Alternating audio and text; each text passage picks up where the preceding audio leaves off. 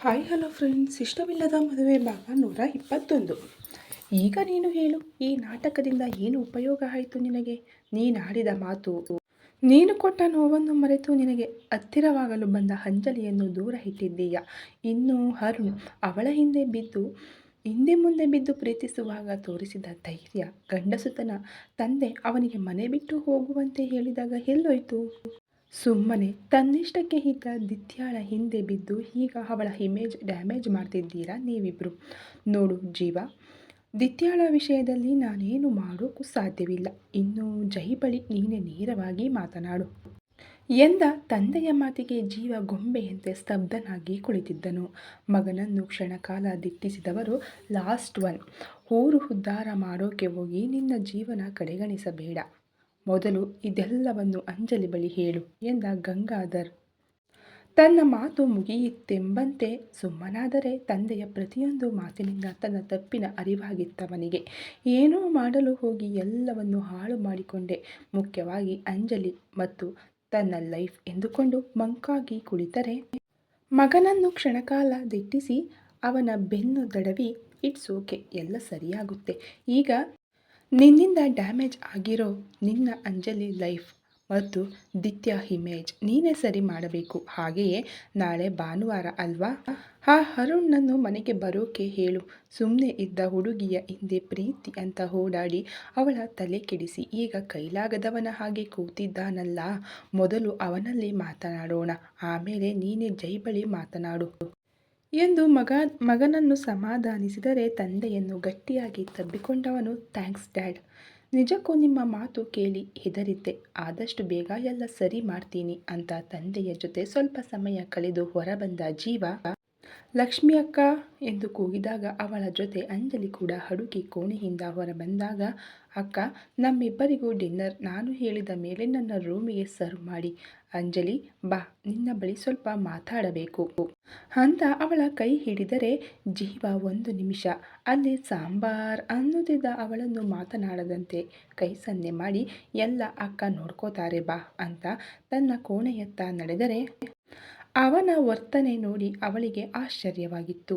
ಕೋಣೆಗೆ ಹೋದ ಕೂಡಲೇ ಡೋರ್ ಲಾಕ್ ಮಾಡಿ, ವೈಫಿ, ನನ್ನ ಮಾತು ಮುಗಿಯುವವರೆಗೂ ನೀನೊಂದು ಶಬ್ದ ಕೂಡ ಮಾತಾಡಬಾರ್ದು, ಪ್ಲೀಸ್ ಲಿಸನ್ ಕೇರ್ಫುಲಿ ಎನ್ನುತ್ತಾ ಶರ್ಟ್ ತೋಳು ಮಡಚಿ ಅರುಣ್ ಮತ್ತು ದಿತ್ಯ ಕತೆ ಹೇಳಲು ಶುರು ಮಾಡಿದವನು ತಾನು ದಿತ್ಯಾಳೊಂದಿಗೆ ಕ್ಲೋಸ್ ಆಗಿರುವುದರ ಹಿಂದಿರುವ ಕಾರಣ ಹೇಳಿದಾಗ ಚಟೀರ್ ಎನ್ನುವ ಸದ್ದು ಪೂರ್ತಿ ಕೋಣೆಯಲ್ಲಿ ಪ್ರತಿಧ್ವನಿಸಿತ್ತು. ಕೆನ್ನೆ ಹಿಡಿದುಕೊಂಡವನು ಗಾಬರಿಯಲ್ಲೇ ವೈಫಿ ಎಂದರೆ, ಇನ್ನೊಮ್ಮೆ ವೈಫಿ ಅಂದರೆ ಸಾಯಿಸಿಬಿಡ್ತೀನಿ. ಆ ಆರು ಮತ್ತು ನೀನು ಸೇರಿಕೊಂಡು ದಿತ್ಯ ಲೈಫ್ ಹಾಳು ಮಾಡ್ತಿದ್ದೀರಾ ಸ್ಟೂಪಿಡ್ಸ್ ಎಂದ ಅವಳ ಮಾತಿಗೆ ಅಸಮಾಧಾನದಲ್ಲಿ, ಅಂಜಲಿ, ಆಗಲೇ ಹೇಳಿದೆ ಅಲ್ವಾ ನನ್ನ ಮಾತು ಪೂರ್ತಿಯಾಗಿ ಕೇಳು ಅಂತ ಎಂದು ಗುಡುಗಿದರೆ ಬಾಯಿಯ ಮೇಲೆ ಬೆರಳಿಟ್ಟು, ಉಶ್, ಏನು ಬದನೆಕಾಯಿ ನಿನ್ನ ಮಾತು ಕೇಳೋದು, ನೀನು ಹೇಳೋದೆಲ್ಲ ಹೇಳಾಗಿದೆ ಅಲ್ವಾ? ದಿತ್ಯ ಮತ್ತು ಆರುನನ್ನು ಒಂದು ಮಾಡೋಕೆ ನಿನಗೆ ಈ ಡಬ್ಬ ಐಡಿಯಾ ಸಿಕ್ಕಿದ್ದ? ಮೊಮ್ಮಗಳು ಅಂತ ಆ ದಿನ ಕುಡ್ಕೊಂಡು ಹೋದ ದಿನಕರ್ ತಾತ ನಿನಗೆ ಹೀಗೆಲ್ಲ ಮಾಡೋಕೆ ಹೇಳಿದ್ರಾ? ನಿನ್ನ ಜೊತೆ ಅವರಿಗೂ ತಲೆ ಕೆಟ್ಟಿದೆಯಾ ಹೇಗೆ? ಆ ಅರುಣ್ಗೆ ಪ್ರೀತಿ ಮಣ್ಣು ಮಸಿ ಅಂತ ತಲೆ ಕೆಡಿಸೋಕೆ ಈ ದಿತ್ಯಾಳೆ ಸಿಕ್ಕಿದ್ದ? ಅಲ್ಲ, ಜಯಕರ್ ಸರಿಗೆ ದಿತ್ಯ ಫಾಸ್ಟ್ ಬಗ್ಗೆ ಎಲ್ಲ ಗೊತ್ತಿದೆ. ಅಂಥದ್ರಲ್ಲಿ ಅರುಣ್ ಯಾವ ಧೈರ್ಯದಲ್ಲಿ ಅವಳನ್ನು ಪ್ರೀತಿಸಿ ಮದುವೆಯಾಗೋ ಪ್ರಾಮಿಸ್ ಮಾಡ್ದ? ಇನ್ನು ನೀನು? ಅಂಜಲಿ ನಮ್ಮೇಲಿರೋ ಕೋಪದಿಂದ ನಾಟಕ ಆಡ್ತಾ ಕೂತಿದ್ದಾಳೆ. ಅವಳನ್ನು ಸರಿ ಮಾಡೋಕೆ ಅಲ್ಲಲ್ಲ, ಉರಿಸೋಕೆ ನಾನು ದಿತ್ಯ ಜೊತೆ ಕ್ಲೋಸ್ ಆಗಿ ಮೂವ್ ಆಗಬೇಕು. ಆಗ ನಮ್ಮಿಬ್ಬರನ್ನು ನೋಡಿ ಹುರ್ಕೊಂಡು ಅಂಜಲಿ ನನ್ನ ಹತ್ರ ಬರ್ತಾಳೆ ಅಂತೆಲ್ಲ ಥರ್ಡ್ ಕ್ಲಾಸ್ ಕನಸು ಕಟ್ಕೊಂಡು ದಿತ್ಯಾಳನ್ನು ಯೂಸ್ ಮಾಡ್ಕೊಳ್ತಾ ಇದ್ದೀಯ ನೀನು. ಗಾಡ್, ನಿಜಕ್ಕೂ ನೀವೆಷ್ಟು ಸ್ವಾರ್ಥಿಗಳು ಜೀವ. ಜೀ ಅಂತ ಅಂಜಲಿ ಮಾತಿನಲ್ಲಿಯೇ ತಮ್ಮ ಮೇಲಿನ ಅಸಹ್ಯವನ್ನು ಹೊರಹಾಕಿದಾಗ ಈ ಬಾರಿ ಕೋಪಗೊಂಡ ಜೀವ, ಅಂಜಲಿ, ಮೈಂಡ್ ಯುವರ್ ವರ್ಡ್ಸ್ ಎಂದು ಹಲ್ಲು ಕಚ್ಚಿ ನುಡಿದರೆ, ಏನು ಮೈಂಡ್ ಮಾಡೋದು? ತನ್ನೆಲ್ಲ ಅಸ್ತಿತ್ವ ಮರೆತು ತನ್ನವರು ತನಗಾಗಿ ಕೂಡಿಟ್ಟ ಎಲ್ಲ ಹಣ ದಾನ ಮಾಡಿ ತಾನೇ ದುಡಿಯಲು ಶುರು ಮಾಡಿ ಸಾಧಾರಣ ಹುಡುಗಿಯಂತೆ ಬದುಕುತ್ತಿರುವ ದಿತ್ಯಾಳ ಲೈಫಲ್ಲಿ ನೀವಿಬ್ಬರು ಆಟ ಆಡದೆ ಇನ್ನೇನು ಅವಳ ಲೈಫ್ ಉದ್ಧಾರ ಮಾಡ್ತಿದ್ದೀರಾ? ಆ ಅರುಣ್ ಪ್ರೀತಿಸುವಾಗ ಇದ್ದ ಧೈರ್ಯ ಈಗೆಲ್ಲಿ ಹೋಯಿತು? ಇನ್ನು ನೀನು ದಿತ್ಯ ಜೊತೆ ಕ್ಲೋಸ್ ಆಗಿ ನೀನವಳ ಕ್ಯಾರೆಕ್ಟರ್ ಇಮೇಜ್ ಎಲ್ಲವನ್ನು ಡ್ಯಾಮೇಜ್ ಮಾಡಿಬಿಟ್ಟೆ. ನೀನೇ ಅವಳ ಮೈ ಮೇಲೆ ಬಿದ್ದರೂ ಈ ಸಮಾಜ ಕೈ ತೋರಿಸೋದು ದಿತ್ಯ ಮೇಲೆ. ಯಾಕೆ ಗೊತ್ತಾ? ಯಾಕಂದರೆ ಅವಳ ಪಾಸ್ಟ್ ಜಯಕರ್ ಸರ್ ನಿನ್ನ ಬಳಿ ಬಂದು ನಿನ್ನನ್ನು ಅವಳಿಂದ ದೂರ ಮಾಡ್ತಾರೆಯೇ ವಿನಃ ತನ್ನ ಮಗನ ಜೊತೆ ಅವಳ ಮದುವೆ ಯಾವತ್ತೂ ಮಾಡೋಲ್ಲ. ಛೆ ಎಂದು ತಲೆ ಮೇಲೆ ಕೈ ಹೊತ್ತು ಕುಳಿತವಳಿಗೆ ಮೊದಲ ಬಾರಿ ದಿತ್ಯ ಸ್ಥಿತಿ ನೆನೆದು ಬೇಸರವಾಗಿತ್ತು. ನೀನು ಡ್ಯಾಡ್ ಇಬ್ಬರು ಯಾಕೆ ತಪ್ಪಾಗಿ ಯೋಚನೆ ಮಾಡ್ತಿದ್ದೀರಾ? ಒಂದು ವೇಳೆ ಜೈ ಅಂಕಲ್ ಆರು ಜೊತೆ ದಿತ್ಯ ಮದುವೆ ಮಾಡಿಸಿದ್ರೆ ಎಂದವನತ್ತ ದುರುಟ್ಟಿಕೊಂಡು ನೋಡಿದ ಅಂಜಲಿ, ನಿನಗೆ ಜಯಕರ್ ಸರ್ ವ್ಯಕ್ತಿತ್ವದ ಬಗ್ಗೆ ಗೊತ್ತಿದ್ದು ಇಂತಹ ಯೋಚನೆ ಮಾಡ್ತಿದ್ದೀಯಾ? ಗಾಡ್ ಜೀವ, ಸ್ವಲ್ಪ ಮೆಚೂರ್ ಆಗಿ ಬಿಹೇವ್ ಮಾಡು. ಇದೇನು ನೀನು ಬರೆದಿರೋ ನಾಟಕ ಅಲ್ಲ, ನೀನು ಹೇಳಿದಾಗೆ ಎಲ್ಲ ನಟಿಸೋಕೆ. ಇಟ್ಸ್ ಲೈಫ್, ಡ್ಯಾಮ್ ಇಟ್ ಎಂದು ಕೋಪದಿಂದ ಬುಸುಗುಟ್ಟಿದವಳನ್ನು ಜೀವ ನೋಡುತ್ತಿದ್ದವನ ತಲೆಯಲ್ಲಿ ತಂದೆ ಮತ್ತು ತನ್ನವಳ ಮಾತಿನಿಂದ ತಾನು ಮಾಡಿದ ತಪ್ಪನ್ನು ಎಲ್ಲಿಂದ ಹೇಗೆ ಸರಿಪಡಿಸಬೇಕೆಂದೇ ತಿಳಿಯಲಿಲ್ಲ. ಅವನ ಕಣ್ಣೋಟ ಗಮನಿಸಿ, ಈಗ ನನ್ನನ್ಯಾಕೆ ನುಂಗೋ ತರಹ ನೋಡ್ತಿರೋದು? ವೆಯ್ಟ್, ಆವತ್ತು ನಾನು ಪ್ರಪೋಸ್ ಮಾಡಿದಾಗ ಈ ನಾಟಕ ಶುರುವಾಗಿತ್ತಾ ಎಂದು ಕಣ್ಣು ಕಿರಿದಾಗಿಸಿ ಕೇಳಿದವಳ ವರಸೆಗೆ ಉಗುಳು ನುಂಗಿದವನು ನಿಧಾನಕ್ಕೆ ಹೌದೆಂದು ತಲೆಯಾಡಿಸಿದರೆ, ಬುಸುಗುಡುತ್ತಾ ಅವನತ್ತ ಹೆಜ್ಜೆ ಹಾಕಿದರೆ ಅವಳ ಕೈಗೆ ಸಿಗದಂತೆ ದೂರ ಸರಿಯುತ್ತಾ, ವೈಫಿ ಪ್ಲೀಸ್ ನಾನು ಹೇಳೋದು ಕೇಳು, ನಿನ್ನಿಷ್ಟಕ್ಕೆ ನೀನೇ ಏನೇನೋ ಯೋಚನೆ ಮಾಡ್ಕೋಬೇಡ ಎಂದರೆ ಕ್ಷಣದಲ್ಲಿ ಅವನ ಶರ್ಟ್ ಕಾಲರ್ ಹಿಡಿದು ಇನ್ನೊಂದು ಮಾತು ಆಡಿದ್ರೂ ಕಾಲರ್ ಬಿಟ್ಟು ನಿನ್ನ ಕುತ್ತಿಗೆ ಒತ್ತಿಡಿದು ಸಾಯಿಸಿ ಬಿಡ್ತೀನಿ. ನೀನು ನನಗೆ ಜನ್ಮಕ್ಕಾಗುವಷ್ಟು ಹುಗಿದು ಅವಮಾನ ಮಾಡಿದ್ರು ಮಾನ ಮರ್ಯಾದೆ ಬಿಟ್ಟು ಎಲ್ಲ ಮರೆತು ನನ್ನಿಂದ ಜೀವ ಲೈಫ್ ಹಾಳಾಗಬಾರ್ದು ಅಂತ ನಿನಗೆ ಪ್ರಪೋಸ್ ಮಾಡಿದರೆ ಐ ನೀಡ್ ಟೈಮ್ ಅಂದ್ಕೊಂಡು ನನ್ನ ಹೊಟ್ಟೆ ಉರಿಸಿದ್ದೆ ಅಲ್ವಾ? ಈ ಗನಂದಾರಿ ನಾಟಕ ಆಡೋಕೆ ಟೈಮ್ ಕೇಳಿದ್ದ ನೀನು ಎಂದು ಕಾಲರ್ ಹಿಡಿದೆಳೆದು ತಲೆ ಕೂದಲು ಕಿತ್ತು ಹೊಟ್ಟೆಗೆರಡು ಗುದ್ದಿದರೂ ಸುಮ್ಮನೆ ನಿಂತವನನ್ನು ನೋಡಿ ಇನ್ನಷ್ಟು ಕೋಪಗೊಂಡವಳು ಅವನ ಕೈ ರಟ್ಟೆಗೆ ಜೋರಾಗಿ ಕಚ್ಚಿದರೂ ತನ್ನನ್ನೇ ದಿಟ್ಟಿಸುತ್ತಾ ನಿಂತವನ ಕೆನ್ನೆ ಕಿವಿಗೆಲ್ಲ ಕಚ್ಚಿದಾಗ ಇಲ್ಲಿಯವರೆಗೆ ಸುಮ್ಮನಿದ್ದವನು ತಕ್ಷಣ ಅವಳ ನಡು ಬಳಸಿ ಸನಿಹಕ್ಕೆ ಎಳೆದುಕೊಂಡು, ವೈಫಿ ನನಗೆ ಶಿಕ್ಷೆ ಕೊಡ್ತೀಯಾ ಅಥವಾ ಹೀಗೆಲ್ಲ ಕಚ್ಚಿ ನನ್ನ ಸೆಡ್ಯೂಸ್ ಮಾಡ್ತಿದ್ದೀಯಾ? ಇದು ಶಿಕ್ಷೆ ಅಂತಾದರೆ I need love bite ear ಎಂದು ತನ್ನ ತುಟಿಯನ್ನು ತೋರಿಸಿದವನು ಅವನ ವರಸೆಗೆ ಇಲ್ಲಿಯವರೆಗೆ ತಾನೇನು ಮಾಡಿದೆ ಎನ್ನುವುದರ ಅರಿವಾದಾಗ ಕ್ಷಣದಲ್ಲಿ ಅವಳ ಕದಪುಗಳು ರಂಗು ಬದಲಾಗಿತ್ತು. ನಿಧಾನಕ್ಕೆ ತಲೆ ತಗ್ಗಿಸಿ ಅವನಿಂದ ದೂರ ಸರಿಯಲು ಹೋದರೆ ಹಿಡಿತ ಇನ್ನಷ್ಟು ಬಿಗಿ ಮಾಡಿ, no please I need you wifey, ಈ ಬಾರಿ ತುಂಬ ದೊಡ್ಡ ಪ್ರಾಬ್ಲಮ್ಮಲ್ಲಿ ಸಿಕ್ಕಿಕೊಂಡಿದ್ದೀನಿ. ಈಗ ನಿನ್ನ ಸಹಾಯ ನನಗೆ ಬೇಕೇ ಬೇಕು. ಅದಕ್ಕಿಂತ ಮೊದಲು ಆವತ್ತು ಪ್ರಪೋಸ್ ಮಾಡಿದಾಗ ಇಂಟೆನ್ಷನ್ ಆಗಿ ಕೊಟ್ಟ ಕಿಸ್ ಬೇಕು ನನಗೆ ಅಂತ ಕ್ಷಣಕಾಲ ಎಲ್ಲವನ್ನ ಮರೆಸುವಂಥದ್ದು ಅವಳ ಕಣ್ಣಲ್ಲಿ ಕಣ್ಣಿಟ್ಟು ಹೇಳಿದರೆ, ಇಲ್ಲವೆಂದು ತಲೆಯಾಡಿಸಿದವಳಿಗೆ ಕಣ್ಸನ್ನೆಯಲ್ಲೇ ಬೇಕೆಂದು ವಿನಂತಿ ಮಾಡಿದನು. ಆ ದಿನ ಪ್ರಪೋಸ್ ಮಾಡಿದಾಗ ದೊಡ್ಡದಾಗಿ ಏನೇನೋ ಹೇಳಿದೆ, ಹೋಗು ನಾನೇನು ಕೊಡೋಲ್ಲ ಎಂದು ದೂರ ಸರಿಯಲು ಹೋದಾಗ ಈ ಬಾರಿ ಅವನು ಅವಳನ್ನು ತಡೆಯಲಿಲ್ಲ.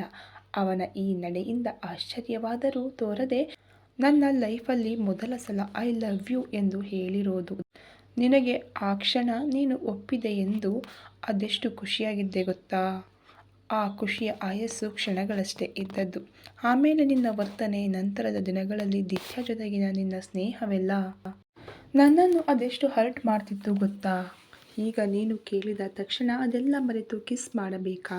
ಹೋಗು, ಐ ಹೇಟ್ ಯು, ನಾನೇನು ಕೊಡಲ್ಲ ಎಂದರೂ ಸ್ವಲ್ಪವೂ ಹಠ ಬಿಡದೆ ತಟಸ್ಥವಾಗಿ ನಿಂತಿರುವವನನ್ನು ನೋಡಿ ಅವನ ಮುಖದೆದುರು ಕೈ ಹಾಡಿಸಿದಾಗ ಆ ಕೈ ಸರಿಸಿದವನು, ಅಬ್ಬಾ ನಾನೆಲ್ಲೋ ನೀನು ಕಣ್ತೆರೆದೇ ನಿದ್ದೆ ಮಾಡ್ತಿದ್ದೀಯೇನೋ ಅಂದ್ಕೊಂಡೆ. ವೇಟ್, ನಾನು ಹೇಳಿದ್ದು ಕೇಳಿಸಿಕೊಂಡೆಯಾ ಅಂದಾಗ ಹೌದೆಂದು ತಲೆಯಾಡಿಸಿದವನು, ವೈಫಿ ಸಾರಿ, ಲಕ್ಷ್ಮಿ ಅಕ್ಕನ ಬಳಿ ಊಟ ತರೋಕೆ ಹೇಳ್ತೀನಿ ಎಂದು ಅಲ್ಲಿಂದ ಹೊರಟವನ ಕೈ ಹಿಡಿದು ತನ್ನತ್ತ ಎಳೆದುಕೊಂಡು ಅವನ ಮೊಗವನ್ನು ಬೊಗಸೆಯಲ್ಲಿ ಹಿಡಿದು ದೀರ್ಘವಾಗಿ ಅವನದರಗಳಿಗೆ ಮುತ್ತಿಟ್ಟರೆ ಅವಳ ಹಠಾಚ್ಚರ್ಯಗೆ ಆಘಾತವಾದರೂ ತನ್ನದರ ಸೋಕಿದ ಅವಳ ಮೃದುವಾದ ಅದರಗಳನ್ನು ಇನ್ನಷ್ಟು ಆಳವಾಗಿ ಬಂಧಿಸಿದನು. ನಿಮಿಷಗಳ ಬಳಿಕ ದೂರ ಸರಿದ ಜೀವ ಅಂಜಲಿಯನ್ನು ಬಿಗಿಯಾಗಿ ತಬ್ಬಿಕೊಂಡು, I badly need you now wifey, ನಿನ್ನ ತುಂಬ ಅವಶ್ಯಕತೆ ನನಗೆ ಅಮ್ಮನ ಮೇಲೆ ಪ್ರಾಮಿಸ್ ಮಾಡಿ ಹೇಳ್ತೀನಿ. ದಿತ್ಯಾ ಜೊತೆ ನಾಟಕ ಮಾಡೋಕ್ಕೆ ಮುಖ್ಯ ಕಾರಣ ಅರುಣ್. ಅವಳ ಜೊತೆ ಮಾಡೋದು ಆಗಿತ್ತು. ಅದು ಬಿಟ್ಟರೆ ಒಂದು 20% ನಿನ್ನ ಉರ್ಸಲು ಅಷ್ಟೆ. ಅದು ನೀನು ಕಣ್ಣೆದುರು ಇರುವಾಗ ಮಾತ್ರ ಅವಳಲ್ಲಿ ತುಸು ನಗುತ್ತಾ ಮಾತನಾಡುತ್ತಿದ್ದೆ ಹೊರತು ಇಲ್ಲಿಯವರೆಗೆ ಅವಳ ಕೈ ಬೆರಳು ನಾನು ಸೋಕಿಲ್ಲ. ಇದೆಲ್ಲದರಿಂದ ಮುಖ್ಯವಾಗಿ ನನ್ನಿಂದ ನಿನಗೆ ಬೇಸರವಾಗಿದ್ದರೆ ಐ ಆಮ್ ಸಾರಿ ಎಂದವನು ಅವಳ ಹಣೆಗೆ ದೀರ್ಘವಾಗಿ ತುಟಿಯೂರಿ ಅವಳ ಮೊಗವನ್ನು ಬೊಗಸೆಯಲ್ಲಿ ಹಿಡಿದು ಐ ಲವ್ ಯು ವೈಫಿ. ಈ ಪ್ರೀತಿಯಾಗಿದ್ದು ಇಂದು ನಿನ್ನೆಯಲ್ಲ. ಮೊದಲ ಬಾರಿ ಉಪ್ಪು ಹಾಕಿದ ಜ್ಯೂಸ್ ಕೊಟ್ಟಾಗ ನಿನಗೆ ಕಿಸ್ ಮಾಡಿದೆ ನೋಡು, ಆ ದಿನದಿಂದ ನೀನು ನನ್ನವಳು ಅನಿಸೋಕೆ ಶುರುವಾಗಿದ್ದು. ಆದರೆ ಆ ಕ್ಷಣ ನಾವಿಬ್ಬರು ಹಾವು ಮುಂಗುಸಿಯಂತಿದ್ದ ಜಗಳ ಮನದ ಮಾತುಗಳನ್ನು ನುಂಗಿ ಹಾಕಿತ್ತು. ಅಂದು ಮೊದಲ ಬಾರಿ ನವಿರಾಗಿ ಕಂಪಿಸಿದ ಹೃದಯ ನಂತರ ನಿನ್ನನ್ನು ಭೇಟಿಯಾದ ಪ್ರತಿಕ್ಷಣ ಇವಳು ನಿನ್ನವಳು ಅನ್ನೋ ಸೂಚನೆ ಕೊಡುತ್ತಿತ್ತು. ಆದರೆ ನಮ್ಮ ಜಗಳದ ಮುಂದೆ ಈ ಭಾವನೆಗಳೆಲ್ಲ ಮಸುಕಾಗಿ ಬಿಟ್ಟಿತ್ತು. ಮದುವೆಯಾದ ಬಳಿಕ ನನ್ನಲ್ಲಾಗುತ್ತಿದ್ದ ನಿನ್ನೆಡೆಗಿನ ಎಲ್ಲ ಫೀಲಿಂಗ್ಸ್ ನಾನು ಹೇಳಿಕೊಳ್ಳುತ್ತಿದ್ದೆ. ಆದರೆ ನೀನೆ ಐ ನೀಡ್ ಟೈಮ್ ಎನ್ನುತ್ತಾ ಆ ಭಾವನೆಗಳನ್ನು ಕಡೆಗಣಿಸಿದ್ದು. ಐ ಥಿಂಕ್ ಈ 1 ತಿಂಗಳಲ್ಲಿ ನನ್ನ ಮನದ ನೋವಿನ ಆಳದ ಅರಿವಾಗಿರಬಹುದು ನಿನಗೆ ವೈಫಿ. Let's end. ನಿನ್ನ ತಪ್ಪುಗಳನ್ನು ಲೆಕ್ಕ ಹಾಕುತ್ತಾ ನಮ್ಮಿಬ್ಬರ ಫ್ಯೂಚರ್ ಹಾಳು ಮಾಡಿಕೊಳ್ಳುವ ಬದಲು ಅದೆಲ್ಲವನ್ನ ಮರೆತು ಮುಂದೆ ಹೋಗೋಣವಾ ಎಂದವನ ತೇವವಾದ ಕಂಗಳಿಗೆ ಮುತ್ತಿಟ್ಟು ಅವನ ಮಾತಿಗೆ ಒಪ್ಪಿಗೆ ಇಟ್ಟು ಅವನೆದೆಗೆ ಹೊರಗಿದ್ದವಳ ಕಂಗಳು ತೇವವಾಗಿದ್ದವು. ಅದೆಷ್ಟೋ ಸಮಯ ಹಾಗೆಯೇ ಇದ್ದವರನ್ನು ಎಚ್ಚರಿಸಿದ್ದು ಲಕ್ಷ್ಮಿಯ ಕೂಗು. ಇಬ್ಬರೂ ದೂರ ಸರಿದು ಅಂಜಲಿ ಹೋಗಿ ಬಾಗಿಲು ತೆರೆದರೆ ಊಟದ ತಟ್ಟೆ ಹಿಡಿದ ಲಕ್ಷ್ಮಿಯನ್ನ ಒಳಕರೆದಳು. ಸೋಫಾದ ಎದುರಿದ್ದ ಟಿಪಾಯಲ್ಲಿ ತಟ್ಟೆ ಇಟ್ಟು ಹೆಂಡತಿಯನ್ನೇ ದಿಟ್ಟಿಸುತ್ತಿರುವ ಜೀವನನ್ನು ಗಮನಿಸಿದ ಲಕ್ಷ್ಮಿ ಅವನ ಕೆದರಿದ ಕೂದಲು, ಅಸ್ತವ್ಯಸ್ತವಾದ ಬಟ್ಟೆಯನ್ನು ನೋಡಿ ಛೆ, ನಾನು ತಪ್ಪಾದ ಸಮಯದಲ್ಲಿ ಒಳ ಬಂದನೇನೋ ಎಂದುಕೊಂಡು ಏನೂ ಹೇಳದೆ ಅವಸರದಲ್ಲೇ ಅಂಜಲಿ ಬಳಿ ಊಟ ಮಾಡುವಂತೆ ಹೇಳಿ ಹೊರಗಡೆ ಹೋದಳು. ಅಕ್ಕನ ವರ್ತನೆಯನ್ನು ನೋಡಿ ಗೊಂದಲದಲ್ಲಿ ತನ್ನವನತ್ತ ನೋಡಿದರೆ ಅವನ ಕಣ್ಣೋಟಕ್ಕೆ ಕಂಪಿಸಿದ ತನ್ನ ತನುವನ್ನು ಸಂಭಾಳಿಸುತ್ತಾ ಒಮ್ಮೆ ಅವನ ಬಟ್ಟೆಯ ಜೊತೆ ತಲೆ ಕೂದಲನ್ನು ನೋಡಿ ಓಹ್ ಶಿಟ್ ಎನ್ನುತ್ತಾ ಹಣೆ ನೀವಿಕೊಂಡವಳಿಗೆ ಲಕ್ಷ್ಮಿ ಅಕ್ಕನ ವರ್ತನೆಗೆ ಕಾರಣ ಸಿಕ್ಕಿತ್ತು. ಸೀದಾ ತನ್ನವನತ್ತ ನಡೆದು ಕೈ ರಟ್ಟೆ ಬಳಸಿ ಮೊದಲು ಹೋಗಿ ಫ್ರೆಶ್ ಆಗಿ ಬಾ. ಗಿರಿಧಾಮದಿಂದ ಬಂದವನು ಏನೂ ತಿಂದಿಲ್ಲ ನೀನು. ಬೇಗನೆ ಊಟ ಮುಗಿಸಿ ಆಮೇಲೆ ಮಾತಾಡೋಣ ಅಂತ ಅವನಿಗೆ ಮಾತನಾಡುವ ಅವಕಾಶ ಕೊಡದೆ ಬಾತ್ ರೂಮಿನೊಳಗಡೆ ದಬ್ಬಿ ಬಾಗಿಲು ಹಾಕಿ ಅದಕ್ಕೆ ಹೊರಗೆ ನಿಂತು ಏರುಪೇರಾಗಿದ್ದ ತನ್ನ ಎದೆಬಡಿತವನ್ನು ಸ್ವಾಧೀನಕ್ಕೆ ತರುವ ಪ್ರಯತ್ನ ಮಾಡುತ್ತಿದ್ದಳು. ಇತ್ತ ಬಾತ್ರೂಮ್ ಸೇರಿದವನ ಮೈ ಮನಸ್ಸು ಅದೇನೋ ಭಾರ ಕಳೆದುಕೊಂಡು ಹಗುರಾದಂತನಿಸಿತು.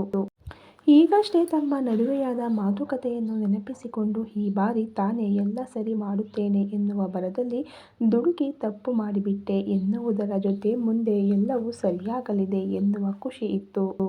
ನಿಮಿಷಗಳ ನಂತರ ಅಲ್ಲಿಂದ ಬಾಲ್ಕನಿಯತ್ತ ನಡೆದ ಅಂಜಲಿ ತಂಪಾದ ಗಾಳಿಗೆ ಮೈಯೊಡ್ಡಿ ನಿಂತವಳಿಗೆ ಇಲ್ಲಿಯವರೆಗೆ ಹಾದಿ ತಪ್ಪಿದ ತನ್ನ ಜೀವನದ ಬಗ್ಗೆ ಇದ್ದ ನೋವು, ಅಸಮಾಧಾನವೆಲ್ಲ ಈಗ ಹೇಳ ಹೆಸರಿಲ್ಲದಂತೆ ಮಾಯವಾಗಿ ಬರಡಾಗಿದ್ದ ಭೂಮಿಗೆ ಮಳೆ ಸುರಿದು ಹಾಯೆನಿಸಿದ ಹಾಗೆ ಭಾರವಾಗಿದ್ದ ಅವಳ ಮನಸ್ಸು ಈ ಕ್ಷಣ ನವಿರಾದ ಭಾವನೆಗಳಲ್ಲಿ ಮುಳುಗಿ ವೇಗವಾಗಿ ಬಡಿದುಕೊಳ್ಳುತ್ತಾ ತನ್ನ ಖುಷಿಯನ್ನು ವ್ಯಕ್ತಪಡಿಸುತ್ತಿತ್ತು. ಈ 1 ತಿಂಗಳಿನಿಂದ ತನ್ನ ಗಂಡನನ್ನು ದಿತ್ಯ ಜೊತೆಗೆ ನೋಡುತ್ತಾ ಈಗೀಗ ತನ್ನೆಡೆಗೆ ಅವನು ತೋರುವ ನಿರ್ಲಕ್ಷ್ಯ ಅಂಜಲಿಯಲ್ಲಿ ತಾನು ನಿಜವಾಗಿಯೂ ಜೀವನನ್ನು ಕಳೆದುಕೊಂಡೆನಾ ಎನ್ನುವ ಭಯ ಹುಟ್ಟು ಹಾಕಿತ್ತು. ಹಾಗಾಗಿ ತನ್ನ ಹೆಂಡತಿಯ ನಾಟಕಕ್ಕೆ ಆಗಲೇ ವಿದಾಯ ಹೇಳಿ ಜೀವ ಮತ್ತು ಮನೆಯವರೊಂದಿಗೆ ಸಹಜವಾಗಿದ್ದಳು. ತನ್ನ ಯೋಚನೆಯಲ್ಲೇ ಕಳೆದು ಹೋದವಳ ಬರಿದಾದ ನಡುವಿನ ಮೇಲೆ ಹರಿದ ಕೈಯ ಸ್ಪರ್ಶಕ್ಕೆ ನವಿರಾಗಿ ಕಂಪಿಸಿ ಜೀವ ಎಂದು ಚೀರಿದವಳ ಕೊರಳ ಹೊಣಪಿಗೆ ತನ್ನ ತುಟಿಯೂರಿ ಅವಳನ್ನು ಹಿಂದಿನಿಂದ ಬಳಸಿ ಏನ್ ಮಾಡ್ತಿದ್ದೀಯಾ ಇಲ್ಲಿ ನಿಂತು ಅಂತ ತನ್ನ ಗಡ್ಡದಿಂದ ಅವಳ ಕೆನ್ನೆಗೆ ಚಿತ್ತಾರ ಬಿಡಿಸುತ್ತಾ ಕೇಳಿದರೆ ಅವನ ಸಿಹಿ ಕಾಟವನ್ನು ತಾಳಲಾರದೆ ತನ್ನ ನಡುವಿನ ಮೇಲಿದ್ದ ಅವನ ಕೈಸರಿಸಿ ತಿರುಗಿದವಳು ಬಾ ಊಟ ಮಾಡೋಣ, ಊಟ ತಣ್ಣಗಾಗುತ್ತೆ ಎಂದವಳ ಕಣ್ಣಲ್ಲಿ ಕಣ್ಣಿಟ್ಟು ಬೇಡವೆಂದು ತಲೆಯಾಡಿಸಿ ನನಗೆ ಬೇರೆಯದೇ ಊಟ ಬೇಕು, ಆ ಊಟ ಬೇಡ ಎಂದು ಅವಳ ಕೈಯಲ್ಲಿ ತನ್ನ ಕೈ ಬೆಸೆದು ಹೇಳಿದನು. ಯಾವ ಅಡುಗೆ ಮಾಡಬೇಕು ಹೇಳು, ಅರ್ಧ ಗಂಟೆಯಲ್ಲಿ ಮಾಡಿ ತರ್ತೀನಿ ಎಂದವಳ ಮಾತಿಗೆ ತುಟಿ ಅರಳಿಸಿ ಅಡುಗೆ ರೆಡಿಯಾಗಿಯೇ ಇದೆ, ಇಲ್ಲಿಯವರೆಗೆ ತಿನ್ನೋಕೆ ಪರ್ಮಿಷನ್ ಕೊಟ್ಟಿಲ್ಲ, ಇವತ್ತು ಪರ್ಮಿಷನ್ ಸಿಗುವ ಚಾನ್ಸಸ್ ತುಂಬ ಇದೆ ಸೋ ಅಂದ. ಈಗ ತಾನೇ ಸ್ನಾನ ಮಾಡಿ ಬಂದವನ ಮೈಯ ಘಮ, ಕೂದಲಿನಿಂದ ತೊಟ್ಟುಕ್ಕುವ ನೀರು, ಮಾದಕವಾದ ಧ್ವನಿ ಮತ್ತು ಭರಿಸುವ ಆ ಕಣ್ಣೋಟಕ್ಕೆ ಅವಳು ತಲೆ ತಿರುಗಿ ಬೀಳುವುದೊಂದೇ ಬಾಕಿ. ಅವನನ್ನೇ ದಿಟ್ಟಿಸುತ್ತಾ ಅವನ ಕಿವಿಯ ಬಳಿ ಬಾಗಿ ನಿಧಾನಕ್ಕೆ, ಪ್ಲೀಸ್ ಈಗೆಲ್ಲ ನನ್ನ ನೋಡಬೇಡ ಕಣೋ, ಮೊದಲೇ ಆಗಿನಿಂದ ಹಾರ್ಟ್ ಬ್ಲಾಸ್ಟ್ ಆಗೋ ರೀತಿಯಲ್ಲಿ ಬಡ್ಕೋತಿದೆ, ಈಗ ನೀನು ಹೀಗೆಲ್ಲ ಅನ್ನುತ್ತಾ ಮುಂದೆ ಮೌನ ತಾಳಿದವಳಲ್ಲಿ, ಈಗ ನಾನು ಹೀಗೆಲ್ಲ ಏನು ಅಂತ ಕಣ್ಣು ಮಿಟುಕಿಸಿ ಕೇಳಿದರೆ, ಏನಿಲ್ಲ ಊಟ ಮಾಡೋಣವಾ ಪ್ಲೀಸ್ ಎಂದು ನಡುಗುತ್ತಿರುವ ಅವಳ ಧ್ವನಿಗೆ ನಸುನಕ್ಕವನು, ವೈಫಿ ನಿಜಕ್ಕೂ ನನಗೆ ಆ ಊಟ ಬೇಡ ಎಂದವನತ್ತ ಬೇರೇನು ಬೇಕು ಎಂದು ಕೇಳಿದಾಗ ಅವಳ ಅದರಗಳ ಮೇಲೆ ಪುಟ್ಟದಾದ ಮುತ್ತಿಟ್ಟು, ಐ ನೀಡ್ ಯು ವೈಫಿ ಎಂದವನ ಮಾತಿಗೆ ತಕ್ಷಣ ಅವಳ ಕಣ್ಣುಗಳು ಹಿಗ್ಗಿದವು. ಆಗಿನಿಂದ ಅವನು ಕೇಳುತ್ತಿದ್ದ ಊಟವೇನು ಅನ್ನೋದು ಈಗವಳ ತಲೆ ಹೊಕ್ಕಿತ್ತು. ಕಂಪಿಸುತ್ತಿರುವ ತನುವನ್ನು ಸಂಭಾಳಿಸಲು ಸೋತು ಅವನಿಂದ ದೂರ ಸರಿದು ಸೀದಾ ಸೋಫಾ ಮೇಲೆ ಹೋಗಿ ಕುಳಿತವಳ ಸ್ಥಿತಿ ಆ ದೇವರಿಗೆ ಪ್ರೀತಿ. ಜೀವ ನಸುನಗುತ್ತಾ ಒಳ ಬಂದು ಅವಳಿಗೆ ಸವರಿಕೊಂಡೇ ಕುಳಿತಾಗ ಒಮ್ಮೆಲೆ ಬೆಚ್ಚಿದರೆ ಅವಳ ನಡುವಿನ ಸುತ್ತ ಕೈ ಹಾಕಿ ತನ್ನೆದೆಗೆ ಅವಳನ್ನು ಒತ್ತಿಕೊಂಡು, ಆರ್ ಯು ಓಕೆ ಎಂದು ಕೇಳುತ್ತಾ ಅವಳ ಕಿವಿಯ ಮೆದುವಿಗೆ ತುಟಿ ಸೋಕಿಸಿದರೆ ಏನೂ ಹೇಳಲು ಹೊರಟವಳ ಮಾತುಗಳು ಗಂಟಲಿನಿಂದ ಹೊರಗಡೆ ಬರಲೇ ಇಲ್ಲ. ಈ ಕಥೆ ಇನ್ನು ಮುಂದುವರಿಯುವುದು. Thank you so much.